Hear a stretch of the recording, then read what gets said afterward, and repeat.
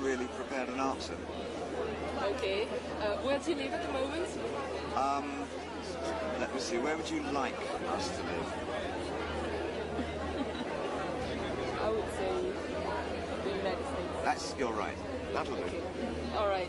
Iman and David Bowie's marriage remains one of the most celebrated and enduring love stories in the entertainment industry. Their relationship, spanning over 2 decades, was characterized by mutual respect, deep love, and an unwavering commitment to each other. Despite their fame and the challenges that come with public life, they built a private and lasting bond that continues to inspire fans around the world. David Bowie, an internationally acclaimed musician, and Iman, a Somali-born supermodel, first met in 1990. Their introduction was orchestrated by a mutual friend, hairdresser Teddy Antolin, at a dinner party in Los Angeles. Bowie was instantly captivated by Iman's beauty and grace, describing their encounter as love at first sight. Iman, however, approached the relationship with caution. Having been previously married, she was not initially convinced that she was ready for another serious commitment. Iman seemed to have it all. But her personal life was starting to unravel. Tragically, Iman's husband, Spencer, was becoming addicted to drugs and was kicked off the LA Lakers. The marriage was crumbling. There was a child involved, so, divorce then becomes a different animal at that time. It's not like, okay, we can't get along or whatever, because there's so many other things to think of. Bowie, on the other hand, was determined to win her heart. He expressed in later interviews that he knew from the moment he met her that she was the one he wanted to spend the rest of his life with. His persistence, charm, and genuine affection eventually won Iman over, and the two quickly became inseparable. I asked her to marry me on the River Seine. I planned a very romantic evening, and I hired a sort of launch boat, and we had one table set up for dinner. And there was a ring that I saw 2 years ago in Florence, an 18th century Florentine ring that I loved, that he went back for it and found it. Somebody bought it, he found it, bought it from them, and he proposed with that. It was sweet. And of course I said yes. The couple tied the knot in a private ceremony in Lausanne, Switzerland, on April 24, 1992. A more public celebration followed in Florence, Italy, on June 6th, attended by close friends and family. Their wedding was an elegant and intimate affair, reflecting their desire to keep their relationship personal and away from media scrutiny. Unlike many celebrity marriages that are constantly in the limelight, Iman and Bowie made a conscious effort to keep their personal lives private. They rarely made public appearances together and refrained from discussing their marriage in great detail.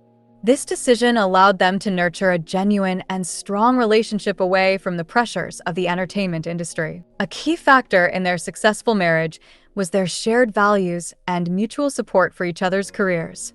Iman, a successful entrepreneur and philanthropist, continued to thrive in the fashion industry while also launching her cosmetics brand, Iman Cosmetics, which catered to women of color.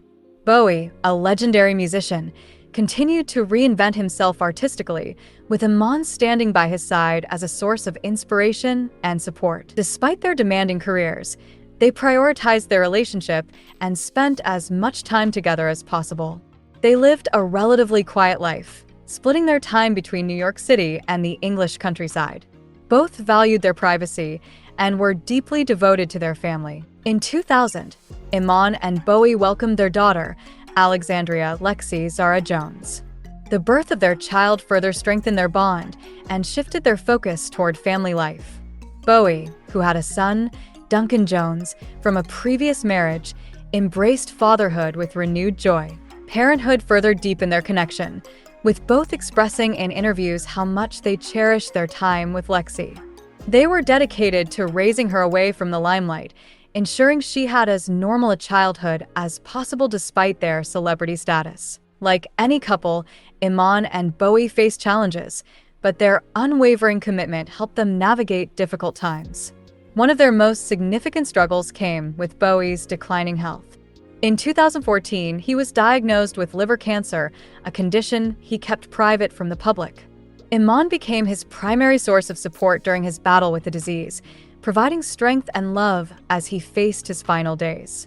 Bowie's illness was an incredibly difficult time for Iman, but she remained by his side, ensuring he received the best care and support. Despite the pain of watching her husband suffer, she remained strong, a testament to the depth of their love and devotion to each other.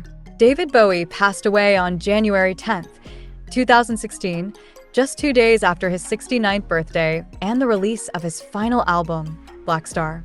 His death was a significant loss to the music industry and to Iman personally. She mourned privately, choosing to honor Bowie's legacy in her own way rather than through public statements. Iman has since spoken about the profound impact Bowie had on her life, describing him as her true love and expressing that she will never remarry. One of our cherished things that we have is memory, because people can't, leave each other, people pass away, but you will have their memories, and that memories is the everlasting memories, and that sustain us. And that's what I found. So creating the fragrance, putting the very there in there of David, and then creating a lot of things that reminded me of Tuscany, the bergamot, putting those together so that now I have a fragrance that is both him and I. And I found by just creating this fragrance and remembering David on every day and every minute being in the house, it just somehow eased my grief, and I came through it.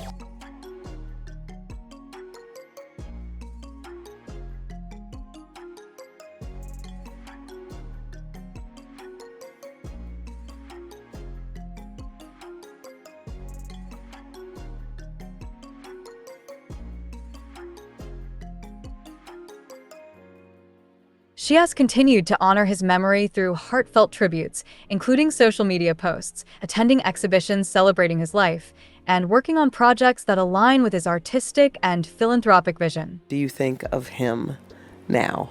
Oh, every day and every minute. I have a necklace that I'm wearing under here that has his name on it. A designer who was a friend of ours called Hedi Sliman sent me this, and I've worn it since that first week after David passed away. Yeah, I think of him all the time. Yeah. People say, your late husband. I said, don't call my husband late. He's not my late husband. He's my husband, and he'll always be.